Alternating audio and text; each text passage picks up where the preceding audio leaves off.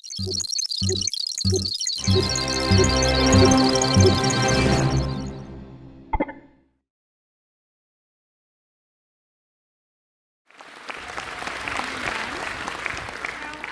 many of you out there have grown up with digital technology and haven't really given it a second thought as much as it kind of runs your day-to-day life and your day-to-day experiences, especially this guy right here.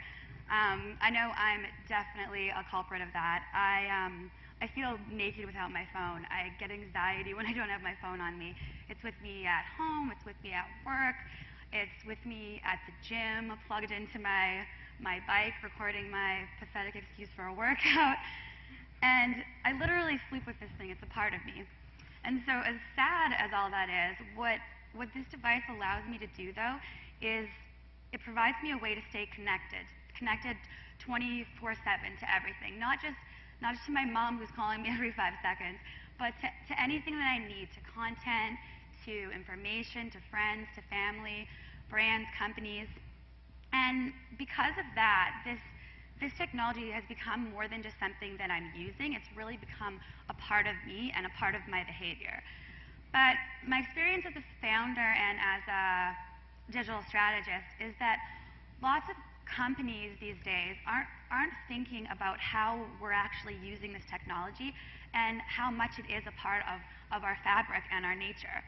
And undeniably, everyone's really excited about getting into this space. It's a very buzz-friendly world right now, mobile, social.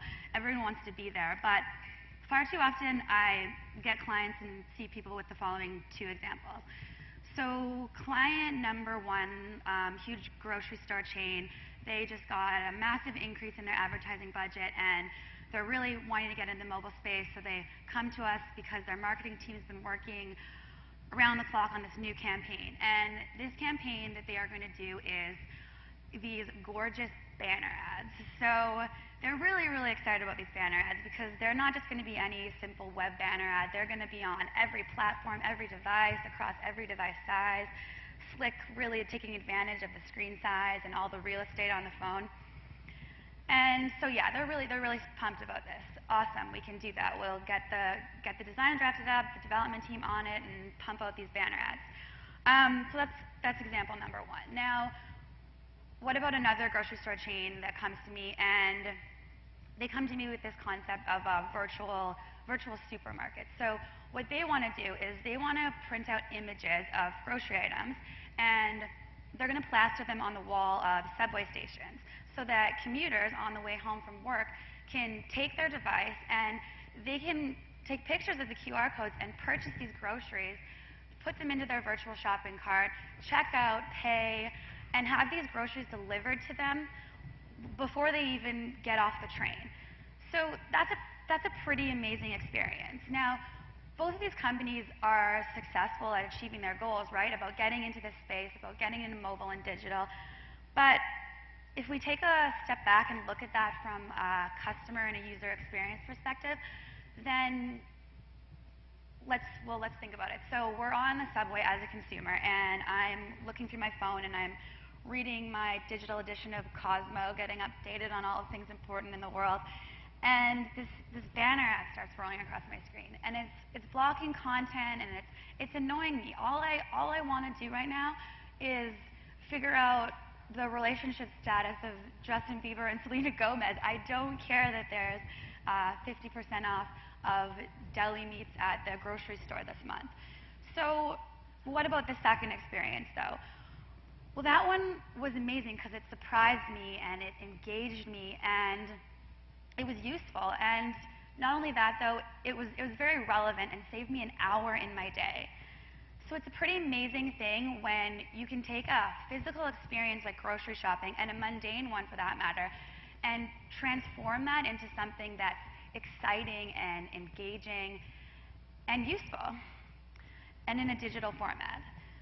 So this concept actually that I just spoke about has actually been done before by a grocery store chain in Japan, and what they found through this particular campaign was an increase of 130% in revenues and 10,000 new customers.